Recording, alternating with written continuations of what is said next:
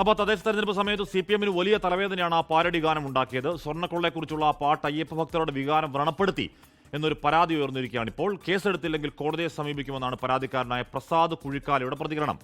നിയമപരമായി നേരിടുമെന്ന് ഗാനം ആലപിച്ച ഡാനിഷ് മുഹമ്മദും പ്രതികരിച്ചു. ഞാൻ പാരഡി ഗാനത്തിനെതിരല്ലല്ലോ പരാതി കൊടുത്തിരിക്കുന്നത്. അതിൽ ഉപയോഗിച്ചിരിക്കുന്ന അയ്യപ്പൻ ശാസ്താവ് അത് മാറ്റണമെന്നേ ഞാൻ ആ പരാതി പറഞ്ഞിട്ടുള്ളൂ. അത് മാറ്റണം എന്നുള്ള വിഷയത്തിൽ ഞാൻ ഉറച്ചു തന്നെ നിൽക്കുന്നു.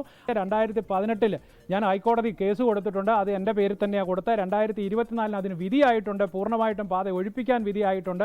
അന്നേരം ഒന്നും വരാത്ത ആ വികാരം ഇപ്പോൾ എന്തിനാ വന്നേ എന്ന് ചോദിച്ചാൽ ഇതിൻ്റെ ഏതെങ്കിലും രീതിയിൽ ഇതിനെന്തെങ്കിലും ലാഭം കാണും, അല്ലെങ്കിൽ ഇതിൽ ഏതെങ്കിലും രീതിയിൽ എന്തെങ്കിലും പ്രതീക്ഷിക്കുന്നുണ്ടാവാം, അതുകൊണ്ടാവും. പക്ഷെ ഞാൻ ഒരു അയ്യപ്പ ഭക്തൻ എന്ന ആ ഒരു തികഞ്ഞ വിശ്വാസത്തിൽ തന്നെയാണ് ഇതിന് പരാതി കൊടുത്തിട്ടുള്ളത്. പരാതി അതിൻ്റെ നിയമവശത്തെ കുറിച്ചൊന്നും വലിയ ധാരണയില്ല. നമ്മൾ സ്റ്റുഡിയോയിൽ വന്നൊരു വർക്കാണ്, അങ്ങനെ ഒരു വർക്ക് എന്നുള്ള രീതിയിൽ ചെയ്തിട്ടുള്ളൂ. ഇവരൊക്കെ വർഷങ്ങളായിട്ട് ഈ മേഖലയിലുള്ള ആളുകളാണ്. അപ്പം അങ്ങനെ ഒരു സമൂഹത്തിൻ്റെ അവരുടെ വിശ്വാസത്തെ വ്രണപ്പെടുത്തുന്ന എന്തെങ്കിലും അതിലുണ്ടെന്നുണ്ടെങ്കിൽ ആ വർക്ക് എനിക്ക് തരില്ല. ആ ഉറപ്പുള്ളതുകൊണ്ടാണ് നമ്മളത് ചെയ്തത്. പിന്നെ ഇവരെല്ലാവരും കൂടെ ഉണ്ട്. ഗാനം വിശ്വാസത്തെ ഹനിക്കുന്നതാണെങ്കിൽ നടപടി എടുക്കണമെന്നാണ് CPM-ന്റെ നിലപാട്. ഇലക്ഷൻ കമ്മീഷൻ ചട്ടലംഘനം ആരോപിച്ച് പരാതിയും നൽകും. CPM പത്തനംതിട്ട ജില്ലാ സെക്രട്ടറി രാജു അബ്രഹാം 24-നൊപ്പം ചേരുന്നുണ്ട്. ഷിജോ കുര്യനൊപ്പമാണ്. ഷിജോ, അപ്പോൾ ചട്ടലംഘനം ആരോപിച്ചാണോ പരാതി? ഹാഷ്മി, പാരഡി ഗാനത്തിൽ വലിയ തരത്തിലുള്ള വിവാദങ്ങൾ ഓരോ മണിക്കൂറിലും ഇങ്ങനെ പുതുതായിട്ട് വന്നുകൊണ്ടിരിക്കുകയാണ്. അതിനകത്ത് CPM ഇപ്പോൾ ഒരു നിയമപരമായിട്ടുള്ള നടപടിയിലേക്ക് നീങ്ങാൻ ഒരുങ്ങുകയാണ്. പത്തനംതിട്ട CPM ജില്ലാ സെക്രട്ടറി രാജു എബ്രഹാം 24-നൊപ്പം ചേരുകയാണ്. അപ്പോൾ ഇത് വലിയ തരത്തിൽ വിവാദമായിക്കൊണ്ടിരിക്കുകയാണ്. അപ്പോൾ ഈ പാരഡി ഗാനത്തിനെതിരെ ഏത് തരത്തിൽ മുന്നോട്ട് പോകാനാണ് നിലവിൽ പത്തനംതിട്ട CPM ജില്ലാ കമ്മിറ്റി തീരുമാനിച്ചിരിക്കുന്നത്? തെരഞ്ഞെടുപ്പ് പെരുമാറ്റ ചട്ടത്തിൻ്റെ കടുത്ത ലംഘനമാണ് ഇവിടെ പാരഡി ഗാനം സ്വാമി അയ്യപ്പനെ ഉപയോഗിച്ചതിലൂടെ വന്നിരിക്കുന്നത്.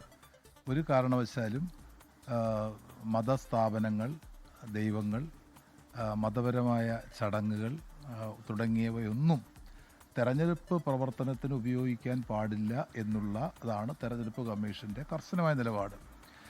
ഈ തെരഞ്ഞെടുപ്പിൽ 1-2 തവണ തെരഞ്ഞെടുപ്പ് കമ്മീഷൻ ആവർത്തിക്കുകയും ചെയ്തിരുന്നു.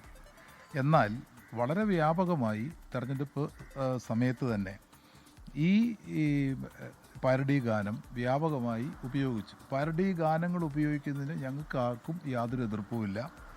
ആവിഷ്കാര സ്വാതന്ത്ര്യം കാലഘട്ടങ്ങളിലും ഞങ്ങൾ അതിനുവേണ്ടി പൊരുതിയ ആളുകളാണ്. പക്ഷേ ഇത് തെരഞ്ഞെടുപ്പ് കമ്മീഷൻ്റെ ചട്ടവിരുദ്ധമായതുകൊണ്ടാണ് ഇതിനെതിരെ പരാതി കൊടുക്കണം എന്നുള്ള ഒരു തീരുമാനത്തിലേക്ക് വരുന്നത്. നാളെ CPM-ന്റെ പത്തനംതിട്ട ജില്ലാ കമ്മിറ്റിയുണ്ട്. അവിടെ ഞങ്ങളിത് ആലോചിച്ച് ഇതിനെ സംബന്ധിച്ചുള്ള ഫൈനൽ തീരുമാനം തീർച്ചയായിട്ടും ഉണ്ടാവും. ഗുരുതരമായ പെശകാണ്. ഇനിയുള്ള തെരഞ്ഞെടുപ്പുകളിൽ പലരും ഈ നിലയിൽ മതങ്ങളെ അല്ലെങ്കിൽ മതസ്ഥാപനങ്ങളെ ദുരുപയോഗം ചെയ്യാൻ സാധ്യതയുണ്ട് എന്നുള്ള വളരെ ഗുരുതരമായ ഒരു പ്രശ്നവും നമ്മുടെ മുമ്പിലുണ്ട്. അതിനോടൊപ്പം തന്നെ ഈ തദ്ദേശ തെരഞ്ഞെടുപ്പ് പ്രഖ്യാപിച്ച സമയം, തദ്ദേശ തെരഞ്ഞെടുപ്പ് അതിൻ്റെ ഒരു പീക്കിലേക്ക് എത്തുന്ന സമയത്ത് തന്നെ ഈ പാട്ട് പാടി സമൂഹ മാധ്യമങ്ങളിലടക്കം വലിയ പ്രചരണം നേടിയിരുന്നു. തെരഞ്ഞെടുപ്പ് കഴിഞ്ഞതിന് ശേഷം അതിന് കുറച്ചുകൂടി റീച്ച് ഉണ്ടാകുന്നു. അപ്പോൾ ശബരിമല സ്വർണ്ണക്കൊള്ള CPM-ന് വലിയ തരത്തിൽ തിരിച്ചടിയായിട്ടുണ്ട്. അതാണ് തദ്ദേശ തെരഞ്ഞെടുപ്പിൽ പ്രതിഫലിച്ചത്. അപ്പോൾ പാട്ടും അതിന് വഴിയൊരുക്കി. അങ്ങനെ ഒരു ബോധ്യം അതിൻ്റെ അടിസ്ഥാനത്തിലാണോ തെരഞ്ഞെടുപ്പ് കമ്മീഷനെ സമീപിക്കാനുള്ള തീരുമാനം? ശബരിമല സ്വർണ്ണക്കൊള്ള തെരഞ്ഞെടുപ്പിൽ എവിടെയെങ്കിലും സ്വാധീനിച്ചിരുന്നെങ്കിൽ തീർച്ചയായിട്ടും പിതൃസ്ഥാനീയൻ, അയ്യപ്പൻ്റെ പിതൃസ്ഥാനീയൻ ജന്മം കൊണ്ട സ്ഥലമാണ് പന്തളമാണല്ലോ ഏറ്റവും പ്രധാനപ്പെട്ട സ്ഥലം. ആ പന്തളം മുനിസിപ്പാലിറ്റിയിൽ CPM ഈ ഇടതുപക്ഷ മുന്നണി ഈ വലിയ നേട്ടം ഉണ്ടാക്കാൻ കഴിയുമോ? ഒരിക്കലും ഉണ്ടാക്കാൻ കഴിയില്ല. ശബരിമല ഇരിക്കുന്ന വാർഡ് അത് CPM ജയിച്ചില്ലേ? ശബരിമല ഇരിക്കുന്ന പഞ്ചായത്ത് CPM ജയിച്ചില്ലേ? അപ്പോൾ അങ്ങനെയുള്ള ഒരു വാദഗതിക്ക് 1% പോലും പ്രസക്തിയില്ല. ലോകത്തെവിടെയായാലും ഏത് സമയത്തും 24 വാർത്തകളും ഓഗ്മെന്റഡ് റിയാലിറ്റി പാക്കേജുകളും എക്സ്പ്ലെയിനറുകളും വിശദമായി കാണാൻ ഞങ്ങളുടെ YouTube ചാനൽ നിങ്ങൾക്ക് സബ്സ്ക്രൈബ് ചെയ്യാം.